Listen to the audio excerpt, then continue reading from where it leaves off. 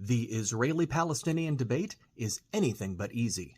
I'm not going to be able to convince you one side is better than the other. I certainly have an opinion on the matter, but more important than being right, I'd like to see an end to this centuries-old conflict. What I can share is how properly framing the debate can ultimately lead to a resolution and to peace. Here are 3 ways we must frame the Israeli-Palestinian conflict if we wish to see lasting peace. First, we must accept "and" over "or."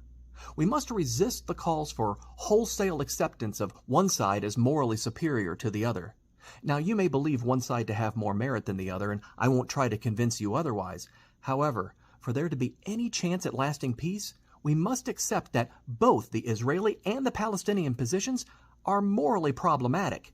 It's not one side or the other with moral failings, it's clearly both.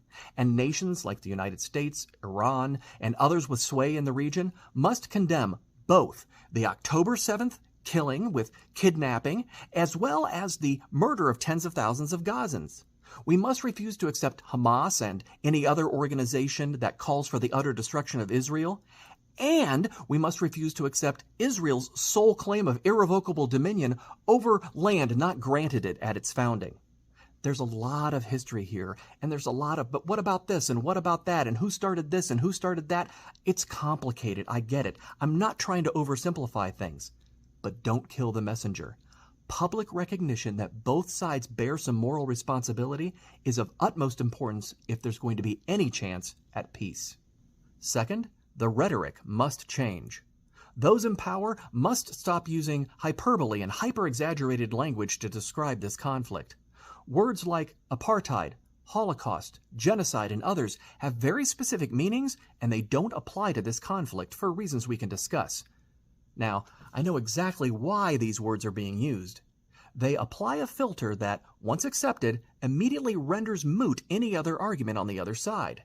These words shut down debate and make negotiation impossible, which unfortunately may be the point. Thus, if you're in favor of a negotiated peace, you must insist that these words are not used. Instead, use a description of events. Call out blockades of Gaza and forced Palestinian resettlements if you must, or condemn those calling for the eradication of Israel and specific racist, anti-Semitic epithets. That's all perfectly acceptable. But only once specific behaviors are discussed instead of overreaching inflammatory rhetoric can we dare to discuss peace. Lastly, we must reject ends justifying the means. No more. We cannot defend or avoid condemning the unprovoked killing of babies in their cribs and the taking of hostages on October 7th because of perceived Israeli injustice. Either murder and kidnapping is wrong, or it isn't. Likewise, we cannot defend or avoid condemning the killing of tens of thousands of Gaza civilians, no matter how many aid dollars have been stolen or how many human shields are used in the conflict. It's either morally justified to sacrifice tens of thousands of civilians in your political goals, or it's not. Your desired political ends, no matter how defensible, can never be used to justify a means that includes willful death. Again, I happen to believe personally that there is one side that has a more morally defensible position than the other. However, if I've done my job here, you can't tell which side that is. And that's because I want to see lasting peace far more than I want to be right on this issue. What about you? Do you think that these 3 ways of framing the Israeli-Palestinian debate can assist in bringing a lasting peace? Let us know in the comments.